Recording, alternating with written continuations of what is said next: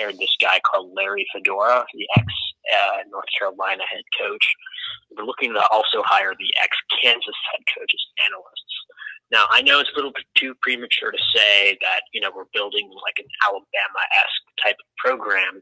The only other college football program that I know of, right, that has any kind of relevance to having analysts and a massive support staff is Alabama, right? And so for a program like Texas to do that in 2 years under Tom Herman, to hire all of these ex-head coaches now as analysts, I think. Well, we missed your last sentence, but I think I can follow the logic. So there's a number of steps in any successful process. And so what Texas is trying to replicate is the first step, and that's putting in the structure in place that has been successful at Alabama. And that means that the more quality people you put on a staff and give them specific tasks, so they're not divided in their roles, then you give them specific tasks, then they can become an expert in that task, and they can leave no stone unturned, and they can really lock down that particular assignment. So that's what Texas is doing. They are throwing numbers and money at the issue, or at the football operation, a la Alabama, and that's not going to get it done, though, just that in and of itself. So they've taken the first step. Now, have they hired the right people, and have they set up a structure and a culture in which it's going to be able to thrive? We get good indication of that from Tom Herman. We will have to see it play out in its entirety. And another kind of very major development, I mean, and you've been following this probably just as well as I have, is that, Texas now is favorite to land the #1 recruit in the class of 2020, yep. Zach Evans. And we're also not favorite, but one of the favorites to land Keely Ringo, who's also the #1 or #2 cornerback in the country as well. So obviously you're well aware that Texas is recruiting now under Tom Herman at a very elite level, #3 recruiting class back to back. And it looks like this one is only going to get better, or at least on par with what we've been getting in the past. So, I mean, I'm very excited. I don't know how the rest of the world probably thinks of Texas or the whole, college football community. I mean, a lot of people have been talking a lot of shit for the last, God knows how long, but it's been a lot of, negative down, and I can completely understand why. But, this new cycle, of Herman and him being able to retain his staff has just gotten me really excited. And these new analysts, man, I know they had horrible track records, right? Like David Beatty went 2-10 at Kansas. The other guy, Fedora, went 2-10 at NC. But Beatty also went like 3-9 at Kansas. But I think that as analysts, they can provide very interesting perspectives and also help us with recruiting as well. Well, to one of your points there, just because somebody's not a successful head coach doesn't mean that they're not a smart football coach or don't have particular talents. Both of those guys had to have had various aspects of their skill set be attractive enough, and to have worked their way up the ranks to be able to gain a Power 5 head coaching position. And in the case of David Beatty, his predecessors actually had a worse record than he did, and he actually had his best record his final season at Kansas and going 3-9. And so Kansas since 2008 has been losing 10 and 11 and 12 games every year, regardless of who's been there. So the issue at Kansas goes far beyond who is the head coach of the football team. It goes into administration, athletic department, resources, facilities. At North Carolina, Larry Fedora, yes, they had two awful, atrocious football teams the last 2 years, and going 2-9 this past season, and going, I think they missed a game, and whatever it was, 3-9 the year before. Also, we've got to take into consideration that Larry Fedora also took them to an ACC championship game and came within one score of beating a Clemson team that went to the national championship game. So he did have his successes at North Carolina before the program imploded. Yeah, and interestingly enough, right? I mean, Tom Herman's 43, right? I mean, I can see this guy coaching for another 2 decades or even longer. who knows, but at least another decade to two. And I don't think that he would leave Texas for any other job. I mean, I think Texas is like the top of the line job in the industry. As a matter of fact, I think it's the best job, one of the best jobs in the industry. So at least, at the University of Texas, Longhorn Nation, we're just really, really excited about this guy. And obviously what he's been able to do. We've had a little bit of a late start to 2020 recruiting, with only 5 commits, but all 5 of those commits are very high 4-star prospects. And we're looking at landing, as I mentioned, 3 or 4 other 5-star guys, which would really boost our chances for 2020 recruiting, the Big 12, and also having a solid footprint, nationally heading into next year. Other than that, I mean, there's really not any other massive updates I have. It's going to be interesting to see what the combine produces as well. We have 5 kids going there. Most of them are on defense. But I'm also excited to see kind of some of the other players at the NFL Combine. And, the latest news from the last time I called you is that Kyler Murray also wants to play football full time now. Yeah. And not give into a baseball career, which is going to be interesting to see what that really transpires or not. And then people are criticizing Tim Tebow for, his New York Mets and his baseball career and how good that'll end up turning out. So kind of interesting turn of events, but I can totally see Kyler Murray playing baseball. Well, I want to say one other thing about Texas to kind of extend, I believe, a point that you were making about Texas being a dominant program and there being a huge upside there. It could be argued that Texas, if they max out on their potential as a university, as a football program within that state, considering the recruiting footprint there, that they have the most advantageous situation in all of college football because of this.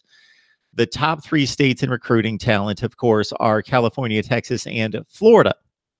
The California kids are not ingrained and tied to USC and certainly not UCLA. And USC is in disarray right now. They have their own issues to deal with. They will weather the storm. They have too many resources and the location on their side and the name brand and the tradition that if they just get somewhat capable people in place, they'll win their 9 or 10 games against a very weak division. So they'll be okay in the next couple of years. The Florida situation, obviously, the talent has to be distributed between Florida, Florida State, Miami, not to count UCF and not to count all the rest of the SEC in particular, and Clemson and Ohio State and Notre Dame that raid Florida. Of course, they also take the same approach toward Texas. But if there is a school that could potentially own the richest talent state in the nation, it would be the University of Texas. And even if they have to split recruits, let's say, even if they have to split the top 20 or 25 recruits in the state with Texas A&M and then some others coming in, if they get 60% of those kids, they have a huge recruiting advantage over any other school in the country. And we're seeing that play out. And interestingly enough, right? I mean, even if you look at our 2019 class, 70% of those recruits are actually from out of state. And that's because Texas A&M has actually had a very, very high recruiting footprint in that state.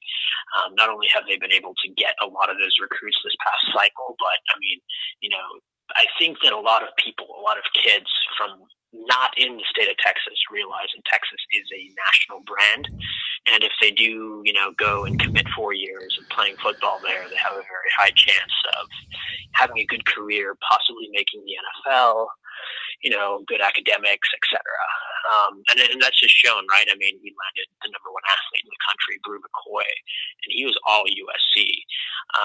And even if you look at the 2020 class, I think that California is a very big recruiting hotbed, especially with Tom Herman, who went to Cal Lutheran. He has a lot of relationships in that state, and it's going to be interesting to see, man, what really happens in the state of California within the next year, 2 years, 3 years, considering that Clay Helton is on the hot seat, and that program is just kind of trending down. And actually, the #2 wide receiver in the country right now is pretty much, I mean, he's not guaranteed to go to Texas, but Johnny Wilson is pretty much like a Brew McCoy 2.0 from SoCal, and he's really and truly considering us for recruiting as well. And that's like prime UCLA, USC hotbed right there. Justin Flo, who's the other guy, Kendall Milton. I think it's a very high possibility that these recruits go to other schools besides USC. So I think it's going to be interesting to see what truly happens to SoCal in the next couple of years or so. Absolutely. Anything else, man? not particularly, okay. Dude. All I got to say is I want to say it, but I have to say it. Texas is back. Have a good one. So many people, when I have seen the phrase thrown around since the Sugar Bowl in particular, that Texas is back, have come back with the record for Texas football in 2018, which was 10-4, a marked improvement from previous seasons, but still 4 losses.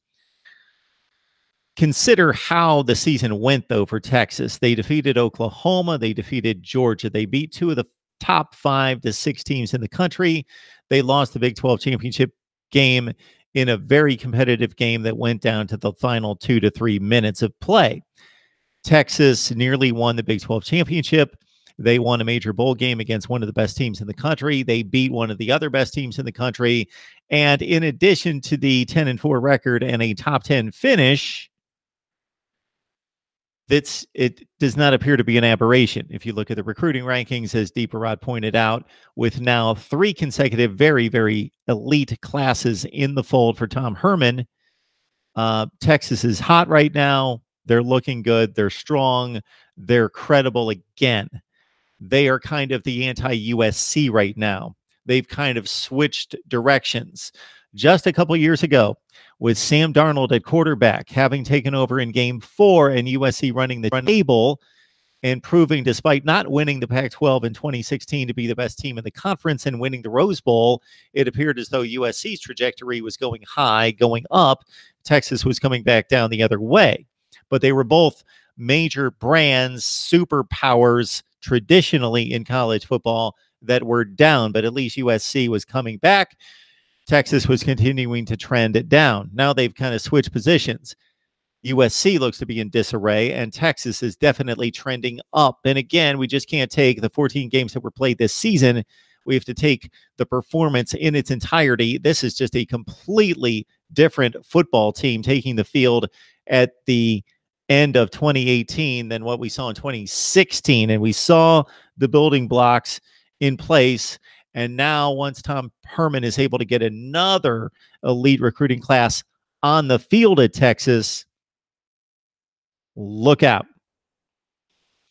Because they play in a conference that's competitive, and I've got much more respect for the Big 12 than I did in previous seasons. It's a pretty balanced and pretty deep conference, but not at that level. It's like top 25 to top 40 type schools, Oklahoma State, West Virginia, etc., TCU, those type of programs, deep teams that will give Texas a decent game most years, but won't win those games. The way Texas is putting athletes on the field, this is going to be an arms race between Oklahoma and Texas as it stands right now. And Oklahoma, fortunately for Sooner fans, Lincoln Riley has raised the game there on the recruiting path. And Oklahoma was only, I believe, 1 spot behind Texas. So virtually the same evaluation of the recruiting efforts of both Texas and Oklahoma this past recruiting cycle. Deeparad believes that Texas, Alabama, and Clemson will be consistent playoff teams in the future.